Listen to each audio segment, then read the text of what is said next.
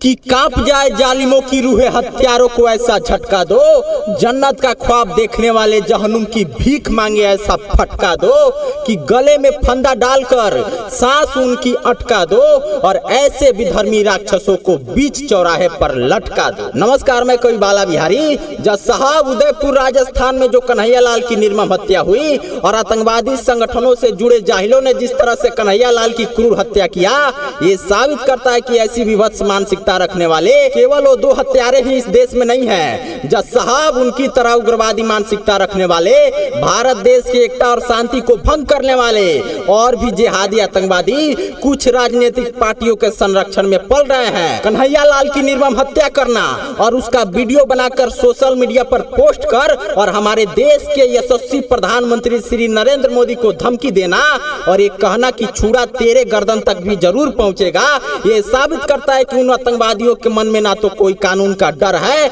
ना संविधान का कोई भय है। और सारे सबूतों गवाहों के बावजूद उन राक्षसों को तारीख पे तारीख देना ये साबित करता है कि हमारे देश की न्याय व्यवस्था बहुत कमजोर है। इससे पहले भी बहुत सारे हिंदुओं की हत्या हुई है। कमलेश तिवारी को भी दिन दहाड़े क्रूर तरीके से मार दिया गया। अगर कमलेश तिवारी के हत्यारे को बीच चौराहे पर फांसी दिया गया होता तो आज कन्हैया लाल के हत्यारों की इतनी हिम्मत नहीं बढ़ती। जज साहब, एक दो गवाह नहीं बल्कि पूरा हिंदुस्तान गवाह है। कन्हैया लाल के हत्यारों ने वीडियो में भी स्वीकार किया है कि इन्हें इस घटना को अंजाम देने पर कोई अफसोस नहीं है। फिर उन अपराधियों को अब तक जीवित रखना ये हमारे भारत देश के लिए बहुत बड़े खतरे की घंटी है। इस तरीके से हमारे देश के न्याय व्यवस्था का कमजोर होना और आतंकवादियों को हाई सिक्योरिटी में रखकर भोजन पानी कराना भारत में पल रहे उन लाखों आतंकवादियों को हिम्मत और बल देगा।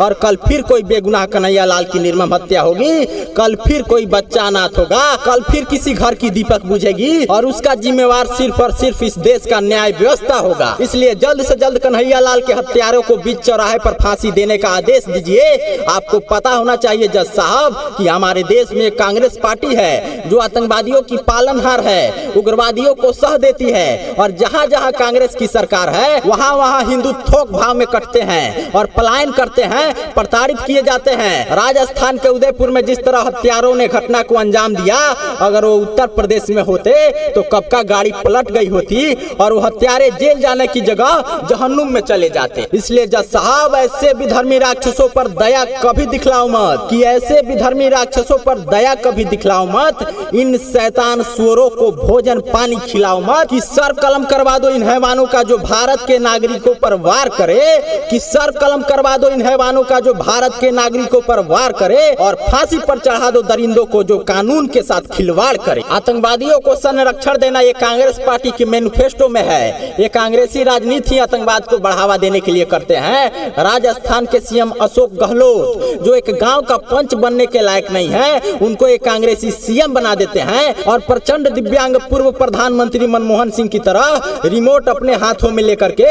ये कांग्रेसी सरकार चलाते हैं और भ्रष्टाचार, लूट घसोट, आतंकवाद, अपराध, हत्या को बढ़ावा देते हैं। इसलिए जज साहब, हालात, परिस्थिति, सारे सबूत, बयानों को मद्देनजर रखते हुए इस देश के कानून को बड़ा फैसला लेना ही होगा और जल्द से जल्द कन्हैया लाल के हत्यारे को फांसी देना ही होगा।